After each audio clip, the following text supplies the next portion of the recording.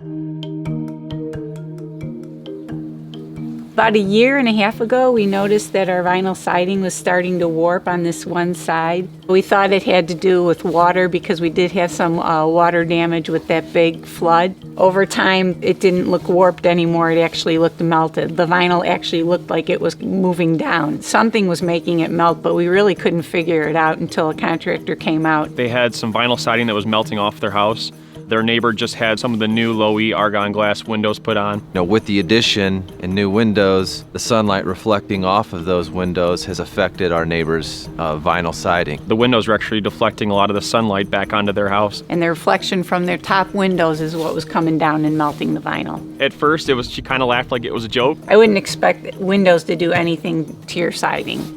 It seems as more people are starting to get their windows done, though, I'm starting to see it more and more often. It's actually become a code in most cities to have that low-E argon glass in your windows, so it's going to keep continuing to become more and more and more of an issue as people update their homes. No fault of the neighbor, he just put windows on. It's no one's fault but the manufacturers of vinyl siding. When I came out here in the fall, it was just a small little condensed area. It's actually grown to almost the length of the entire side of the garage. It just kept getting worse and worse and worse. During the day, you can actually see where the sun hits, and it's exactly where the siding was melted. It seems to be worse in the areas where they do get the colder temperatures. It'll melt down, crinkle up, and then the cold will freeze it, which will then cause it to stick. There wasn't much we could do at that point. Insurance would have replaced it with vinyl siding. But obviously, vinyl wasn't going to be an option because the same thing would have happened. We looked at some other upgrades. Hardie board gave me the most confidence that it would last. We ended up coming up with a pretty intricate design we're going to do on their house, and we're pretty excited to get started with things. But the most important thing is we're getting that Hardie siding on there. That way we know the house is going to last.